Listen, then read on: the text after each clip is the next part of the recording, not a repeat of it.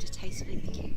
Here I share with you my absolute favourite hand-picked recipes that are in fat-free or low-fat form, straight from my blog. I try and pack all of my recipes with absolutely loads of veggies and nutrients, so you can take the most from each recipe and reap in the benefits.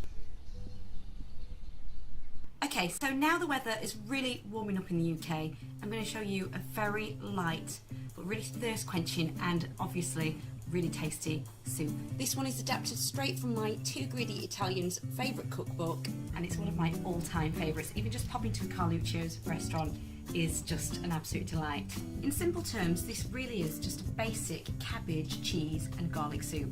But we're going to add a little bit of ginger and some parsley so we don't have to incorporate as much cheese and butter in the recipe for a healthier option. So as usual, we're going to saute some veg using fry light and spray it in a deep base pan or a frying pan.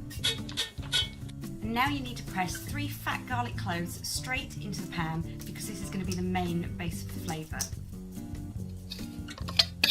And then just grating a 2cm piece of ginger. And then lastly, you need to add 1 large diced onion.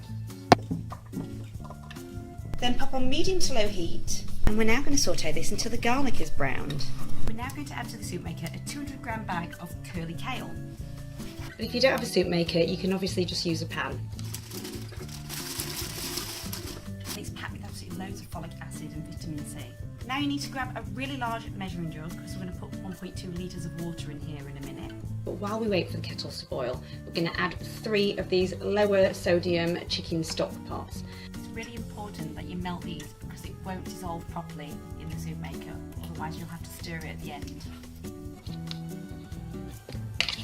So the boiling water is ready, so we're now going to add it to this jug.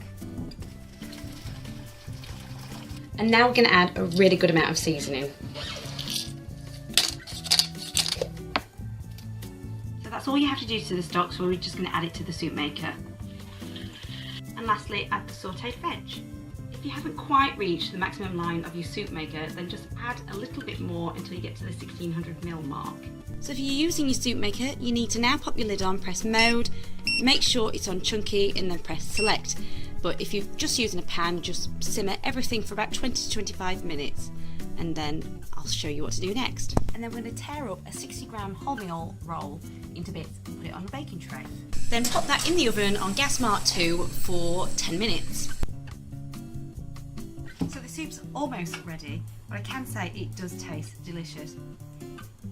And it's perfect for this time of year when it's just so hot outside and you could just drink this almost in seconds. So here's what we do next. Now the very first thing you need to do is chop a really good handful of fresh parsley, even the stalks, and we're going to firstly put that in the soup maker.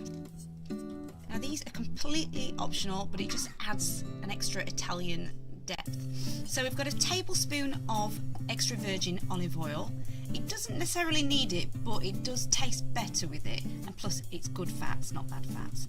And then we have 40g of lighter mature cheddar grated, and if you want to add more just feel free, but I'm keeping this healthy.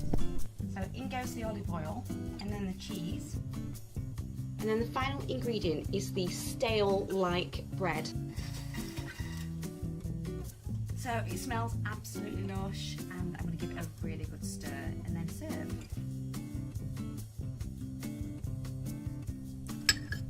It's so impressive for something so simple. You can just imagine being on an Italian farm, just nipping out to grab a fresh cabbage and then just chopping it up and turning it into a soup. There you go, and I hope you enjoy. And if you want a printable version, then come along to my blog and you'll find it on tastefullypicky.wordpress.com.